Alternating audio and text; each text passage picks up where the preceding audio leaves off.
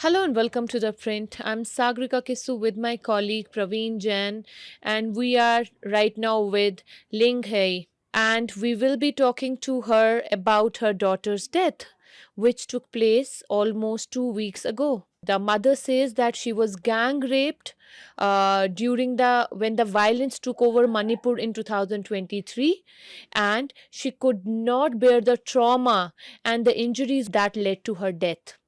So we have with us her mother, and since she cannot speak in Hindi or English, we also have somebody who will keep translating what she wants to say.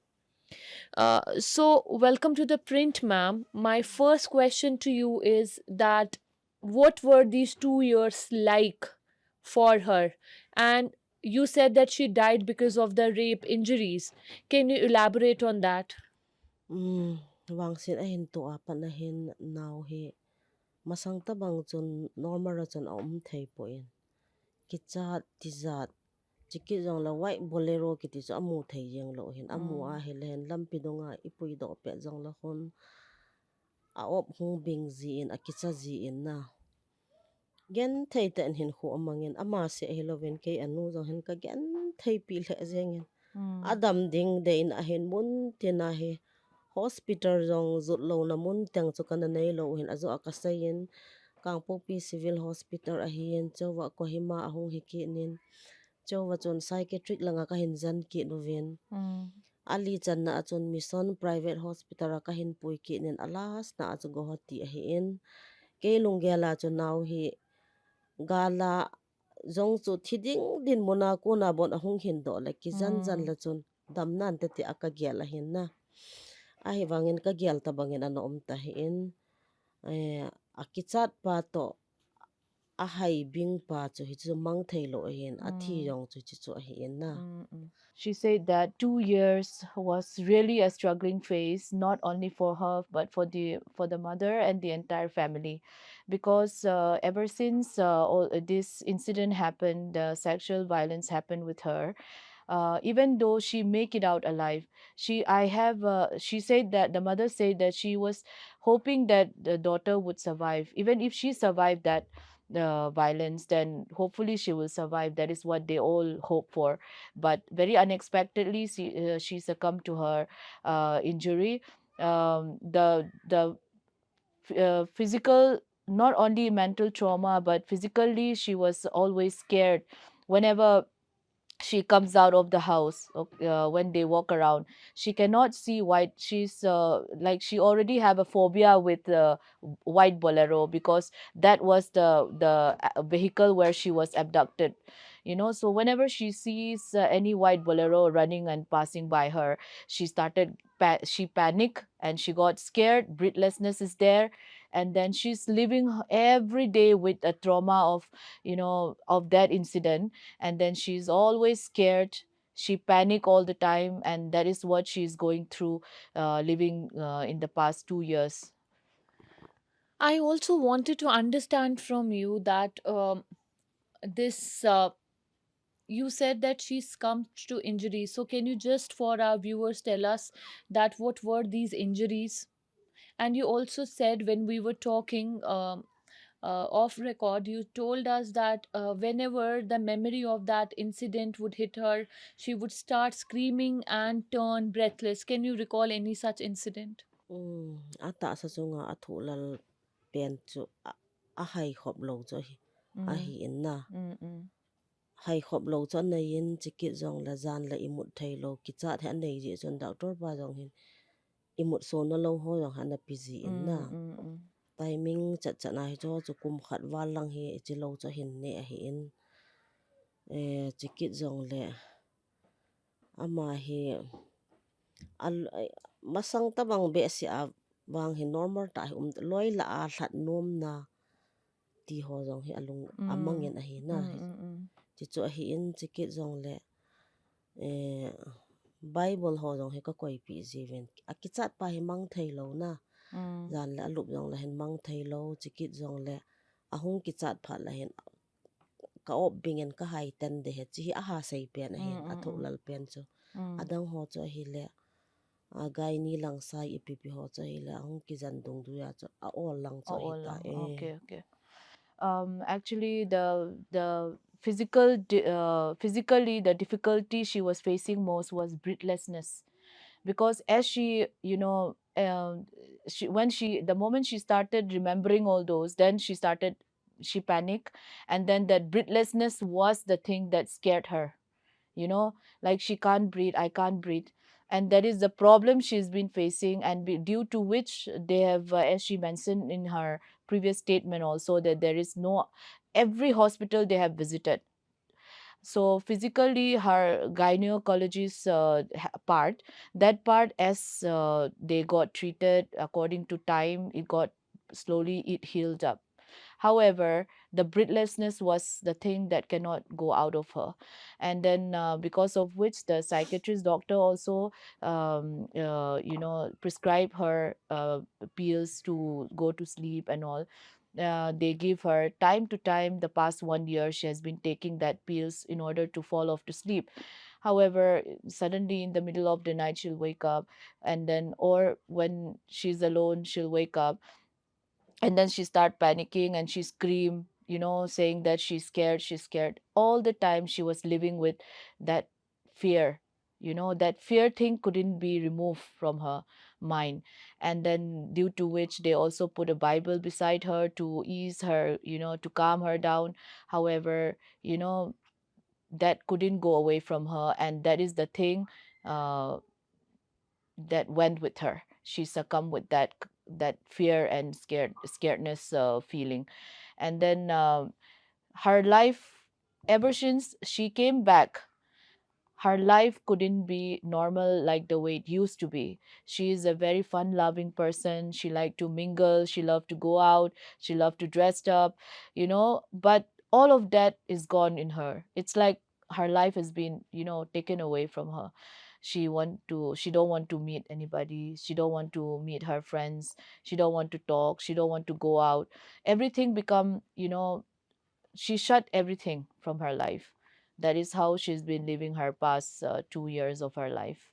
Let me tell the viewers that we spoke to the family off camera also, and they said to us, they told us that they used to live in Imphal, and after the violence rocked Imphal, they moved from one refugee camp to another, and now they are living at a place that their a relative has given to them for some time. And they said that they took this place because they were not able to live in the refugee camp with their daughter, who would keep screaming, who would keep remembering the details and would turn breathless.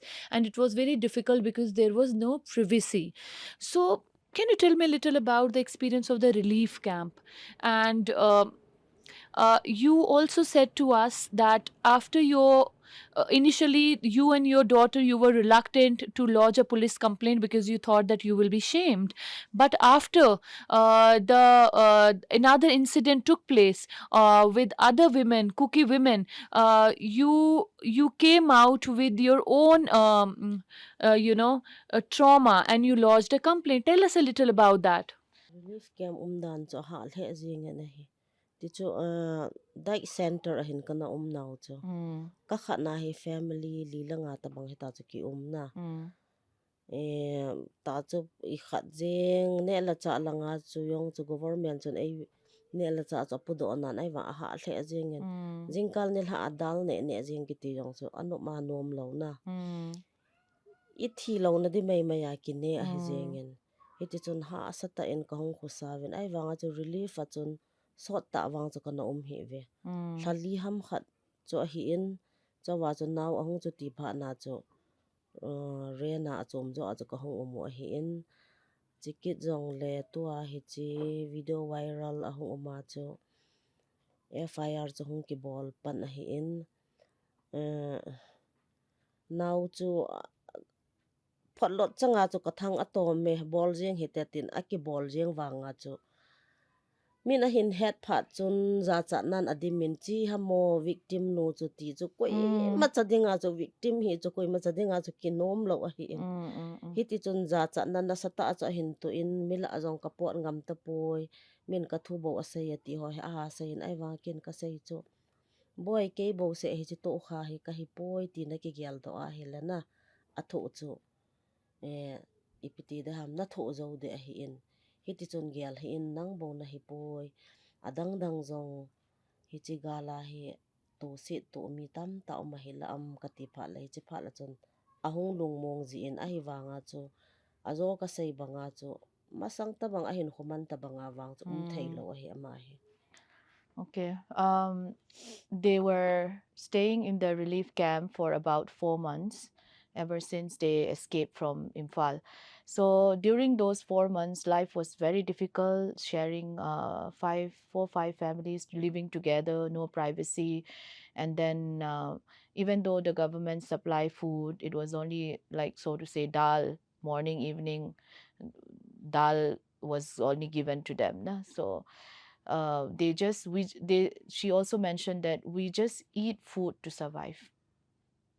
So that was only for survival. We barely managed 4 months living there, but because of her condition, then they moved out. And second part is that after seeing that two cookies of women paraded naked that become viral, as she also came across that video of that viral, and then suddenly from inside within her she got that anger in her, and then telling herself, why should I keep quiet? So that is the time she decided and told her mother, let us also lodge an FIR to the police station. And that is how they, came in public. They came public, so to say. Otherwise, they were hidden for and silent for 2 months. And then after, even though she came, she collect all her courage and start, thinking that again at certain point of time, her she went back to her depression mode, and then after they lodge an FIR, zero FIR at the police station, then many more people got to know about her condition. Then, some out of courtesy, they visit her and they say, is this the victim? Maybe some from media or some from other organization, they visited her. But like she said, she mentioned that nobody wants to be a victim, called victim. And when she was called, is this the victim, that part is like really hurting her. And then she started feeling ashamed. Now the moment she step out, then she said that, mom, look at everyone is started talking about me. I don't want to go out, I'm ashamed. This is what she was the main complaint she got. And then her mother told her that, she tried to console her, saying that, do not be disheartened, do not lose hope, because it is not you only the victim. Unfortunate things happens with so many people. You're not alone, we're there for you. And that is how she would, at her best, she consoled her daughter. And after 4 months, they shifted out. They couldn't stay with other people anymore because of feeling ashamed of what had happened to her. That is why they want, since they required a more private house, they rented out a close by house from the relief center. My second last question to you is that, tell me a little about, did she die in the hospital or did she succumb to her injuries at home? hospital abe he anat chu inana na Mm, anat ki pat hi Christmas le New Year ki ka alai ta hi lo to e kho a hin pha a hin ke chon chu chu nat ne ven kan na gyalin mm, hilai venga hin pharmacy om je chon au te a hi en drip ho ka khayu win cho yong chang pha in normal en ahong omin hi chi zo wa chu khusi to a hai khop lo chu na mm, ka hai tan de te ati chu hospital a ka pu yengo a hin ai wanga chu ni hla chu bei bei jeng a hin a ki mm. zan man lo ta bang a hin anan na chu a thi ko na thu cheng kitile Tun, a thi de ko na wang chu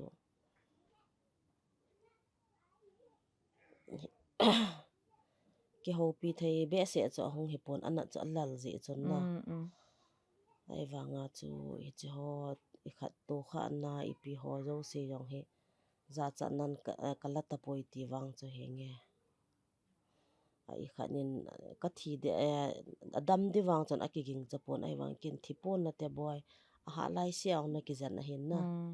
na hung dam de he ki ti cho hin ai wangin anak na cho chom mama yengen a Mm. hai chu tan pe jeng a hen Okay. doctor hon izat a bol wang wa chu a hi thei ta he Mm. cha cha a hin ho chu chini a chu kapui ni ni wa chu beijing a hen Mm. Okay. Uh, the rest of the days she was like health wise also she started coping up, a little bit better. But then during in December she started feeling diarrhea, and vomiting and all. And then after that, they thought that it's just a common flu type, na. So that is why they took medicine. They bought medicine from pharmacy and they give her as a counter medicine. Then after that, she started having fever, and so high fever and all. Then she mentioned that I couldn't breathe anymore. So then the mother, while they treated her at home, she was treated at home, na, by buying medicine from the pharmacy. Then after that, the mother is saying that she's like, I think I'm not going to live and die, I'm going to die. Then the mother is saying, no, you have come this far, we have treated you, you're going to, you're not going to die, she said.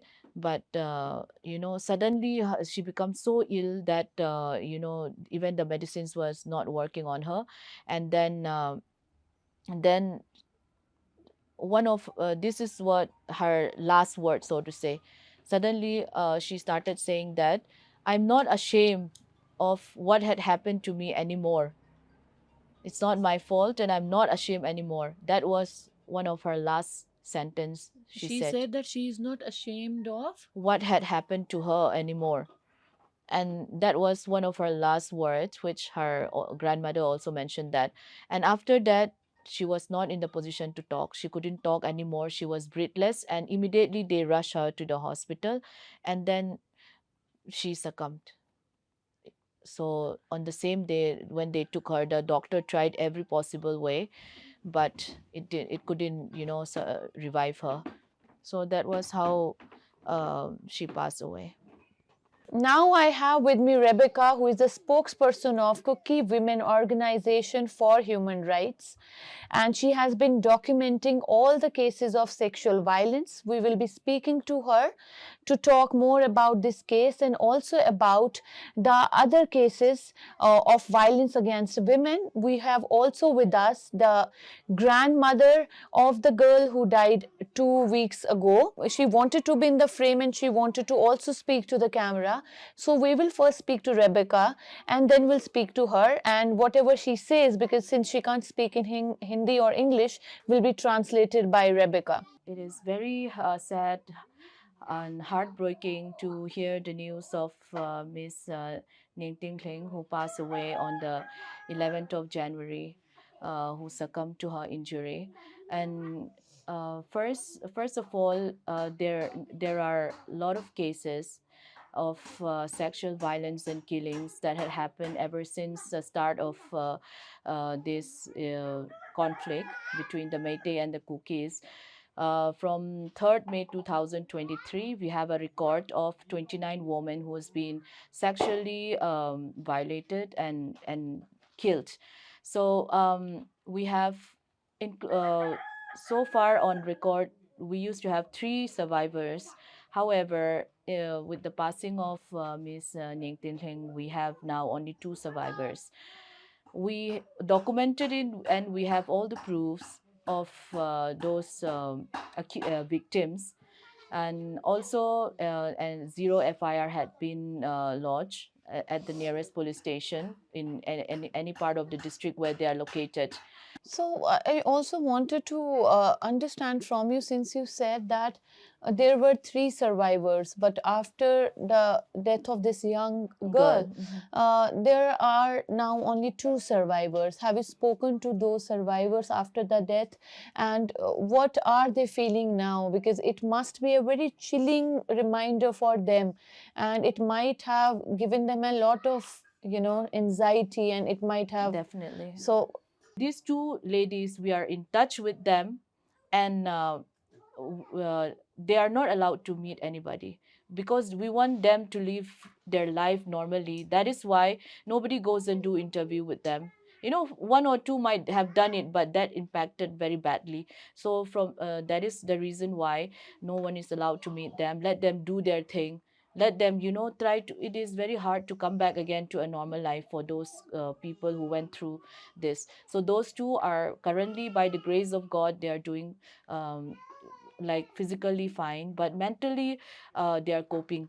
And as we heard from the families, that yes, at times, they are very down. They don't want to talk, they don't want to mingle with others. These are the problems they are going facing everyday life. But otherwise, by health wise, they are being in constant with the doctor, and then health wise they are getting better.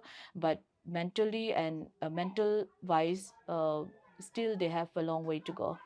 Until now, how many FIR we have lodged, but until now not even one perpetrator has been caught. They are living in impunity. So how can we say that, how can we talk about peace in this stage when there is no justice? So again, justice delayed is justice denied. And we also are, we belong to citizens of India. Our voice should be heard. Hey, kalung del chu. Tahi. Hani la thum sunga. Itu mi doi di mana ki mulu le nom lu ding kai. Na no di wa he. Patin si ma he. Ama yong. Pira ku ki chang hi ulang heti ni ki bol pu vinte. Hani la thum sunga. Don but na hungum dinga he.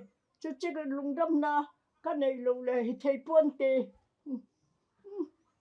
Cái lai nó chạy chỗ là thua khi sau là ngol gì cả